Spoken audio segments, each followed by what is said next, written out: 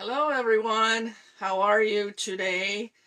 Well, spring sprung and springed again this week. We had snow on Tuesday, and then the temperatures kind of bottomed out, and now we're kind of on our way up again. So our weather is just really wacky this week. But I live in the Midwest. It's to be expected, right? But this has been crazy. Well, if this is your first time visiting with us, I want to say welcome. I'm glad that you are here. My name is Ray. I am your Sunday school teacher. This is my Sunday school class, and the name of this page is My Sunday School Teacher. The videos that I do produce are what I call flash teachings, because I take nuggets out of a larger passage of scripture and kind of zoom in on them and maybe explain a word or a cultural thing. Remember, the Bible was written from a Middle Eastern mindset, and sometimes in our Western society, when things get translated, we might lose some of the meaning, or maybe something that was practiced back then is not practiced today. But whatever it is, I try to zoom in and give a little deeper understanding of it, and then we put it right back in. I don't take anything out of context, and I trust that you are enjoying these and that you get something out of them as well. I do series videos as well as standalone videos. I go live on my Facebook page first, and then later on we upload to my YouTube channel. And my YouTube channel is the same name. So I'd encourage you to hit the like button, share. If you're on YouTube, hit the like button and subscribe and share. If you would do that, I would greatly appreciate that. Just let me know you're there. Okay? I have been doing a series on, sorry, it's getting a little warm in here where I'm at today. Been doing a little series, not little, but a series on the gates of Jerusalem as recorded in Nehemiah Chapter 3. Nehemiah is a fun book, and I would encourage you to go through and read the entire book if you get time. There's 13 chapters. Most of them are pretty small. And I am talking about the gates that Nehemiah is talking about. Well, if you recall who Nehemiah is or was, he was in Persia during the time of the exile of the Israelites. He was serving as King Artaxerxes I, cupbearer, when he received word from his brother Hanani that the beloved capital of his homeland, Jerusalem, Israel, was still in ruins. Now, if you know some of the history, you'll know that earlier on, Ezra was a scribe to the king, and he was also from the priestly line of Levi and Aaron. And he was able to go ahead of Nehemiah, and he rebuilt the temple. But the city walls were still in ruins, and so this is Nehemiah's turn, and he wanted to go back and visit and see what was going on. So he went before the king. He explained the situation. The king gave Nehemiah his full support to return to Israel and go check things out for himself. The king, pardon me, I think I'm having allergies going wacky on me today. The king also provided all of the necessary papers, all of the passports, all of the authority, all of the supplies that he might need to get started, money to continue the supplies, and hire people as he needed to. And I need to turn this down. There we go. But the king gave him all authority. He was acting on the king's behalf. So once Nehemiah returned to Jerusalem, he surveyed the city walls, and then he determined his strategy for the work that he needed to have done. I do have a friend who has read through the entire book of Nehemiah. She does videos where she just takes chapters and reads them word for word out of the scriptures. All the stories that we might be familiar with, might not be familiar with. Well, she just recently finished the book of Nehemiah.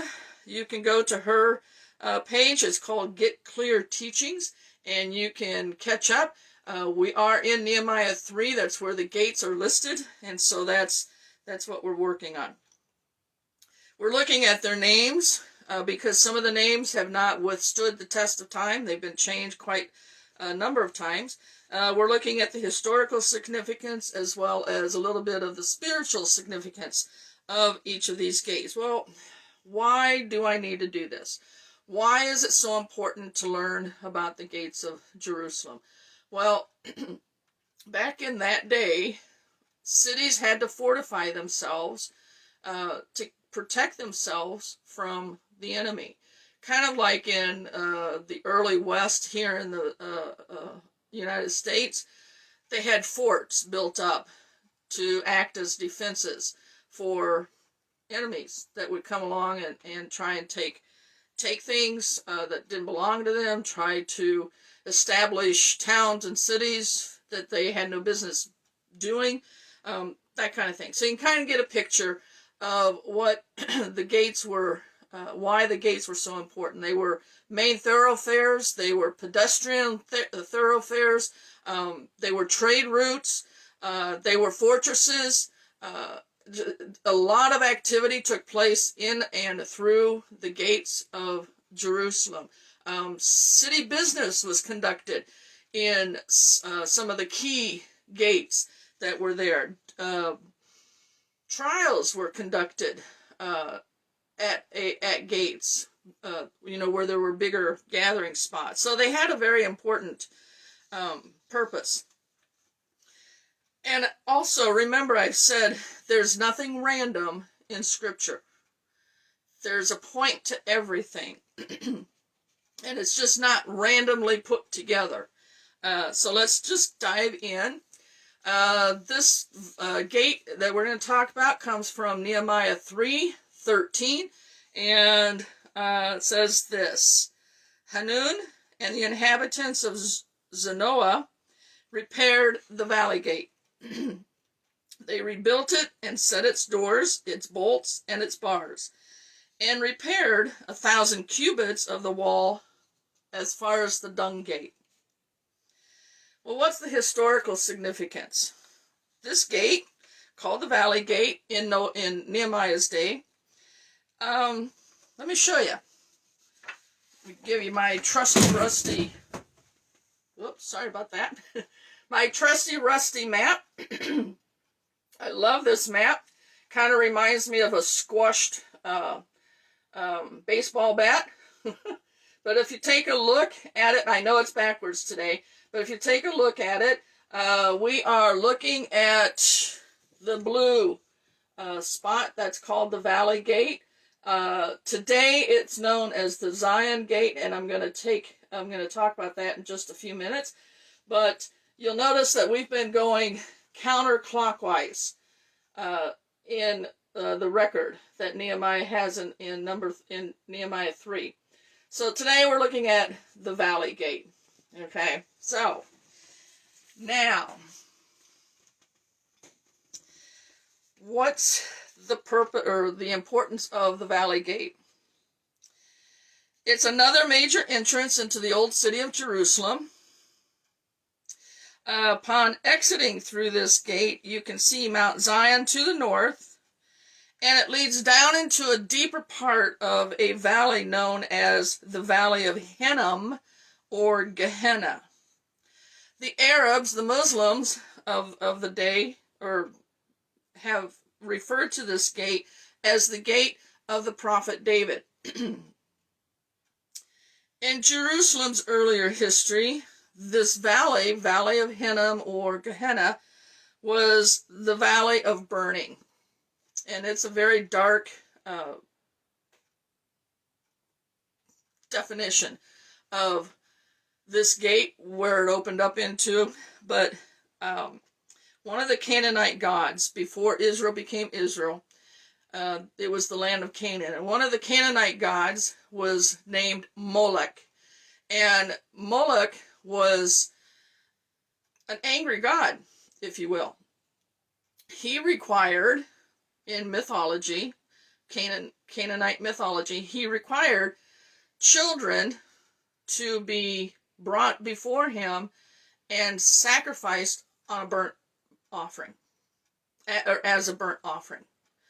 And so the early Israelites were still practicing some of this under Josiah's time, or before King Josiah. Remember when Israel had all of its issues, some of them were taken into exile, and there were kings after kings after kings after kings. Some did right what was in the sight of the Lord. Some did not do what was right in the sight of the Lord. So when they were in the period of the king did what was right, was not right in the sight of the Lord, all of these other gods were brought back into worship for these people.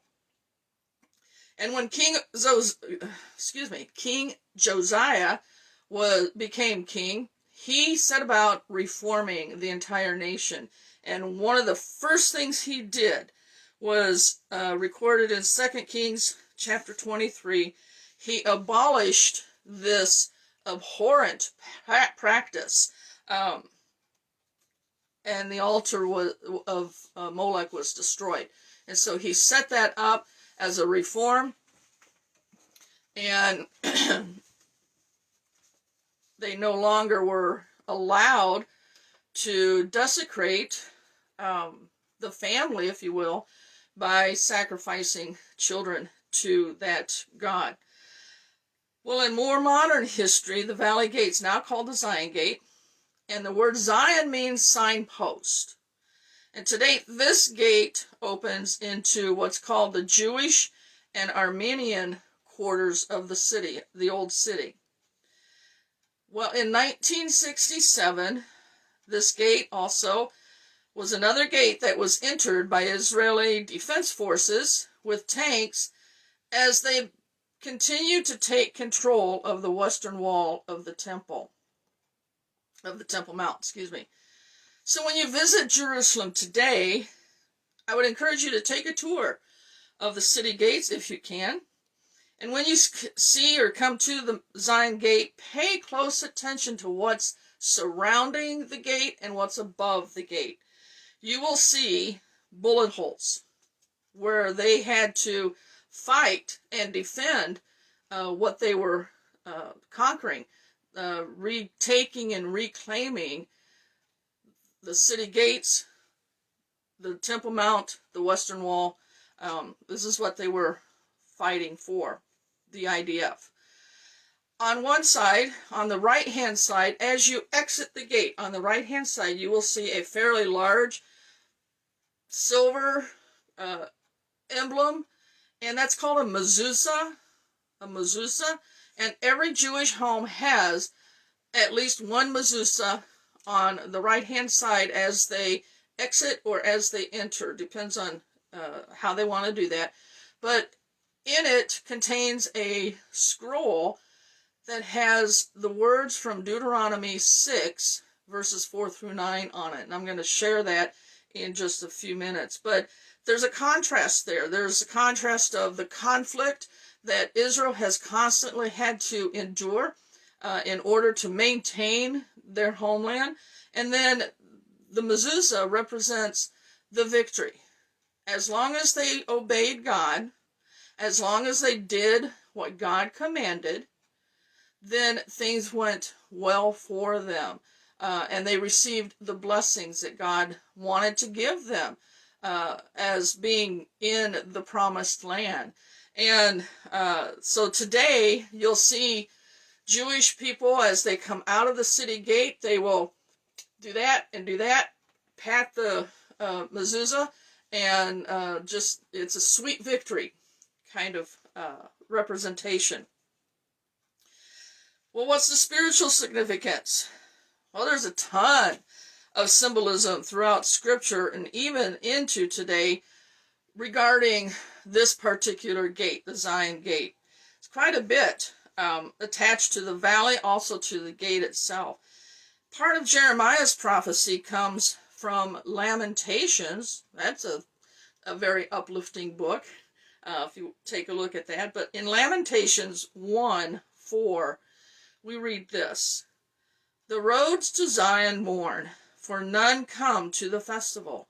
All her gates are desolate. Her priests groan, her virgins have been afflicted, and she herself suffers bitterly."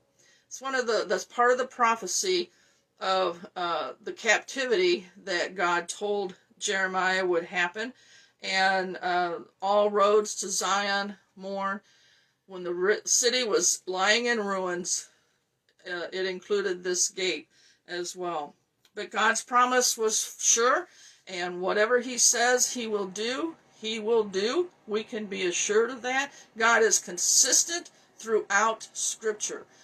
He means what he says, and he does what he says he will do.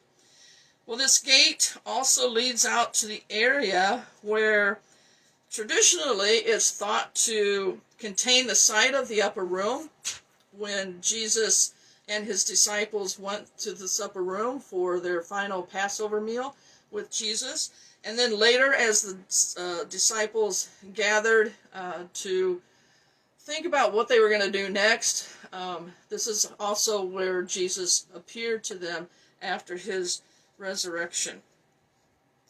The Zion Gate, or the Valley Gate, also leads to where excavations have uncovered now large parts of what's to believe to be the high priest's home during Jesus' time, and that would be Caiaphas. There's a lot of mosaic tile that's being unearthed, and when I was there in the 90s, they had not uncovered very much at the time, but now they've uncovered quite a bit, and it's almost the full house that they've been able to determine. And there's another distinctive for this gate, and that is it leads to presumably the traditional spot where King David was buried. Now, in Jerusalem, or in Israel, they say traditional as opposed to authentic, because a lot of times they don't want tourists to come in and mob the place or destroy the place. So they'll say traditional. So this is a traditional area where King David's tomb is said to be. So modern days Jews see the bullet holes in the main part of the gate, and they see the mezuzah as they're exiting on the right. They see these as signposts. Remember, Zion means a signpost. And it means to them, says, so that we may always see how God has brought us through great struggles, and may we always remember to put God first. That's what Zion Gate means to the Jews today. So I'm going to leave you with the words inscribed in every mezuzah, in every Jewish home, from Deuteronomy 6:4-9. It says this. This is called the Shema, and it's a declaration. It says, "Hear, O Israel, the Lord our God, the Lord is one. You shall love the Lord your God with all your heart, with all your soul, and with all your might. And these words that I command you today shall be on your heart. You shall teach them diligently to your children, shall talk of them when you sit in your house, and when you walk by the way, and when you lie down, and when you rise up. You shall bind them as a sign on your hand, and they shall be as frontlets between your eyes." Frontlets would be, it's just a little square piece of leather. It's a leather box that they put right in the middle of the forehead. "You shall bind them, and you shall write them on the doorposts of your house and of your gates." And I leave you with that today. I hope that you learned something new and fresh. And thank you for coming again to visit my Sunday school class. Again, you can find this and previous videos in this series by going to my Sunday school teacher, and I would just encourage you to hit like, hit share, and if you're on YouTube, hit like, subscribe, and share. And thank you very much for joining us today. Have a good day, and God bless.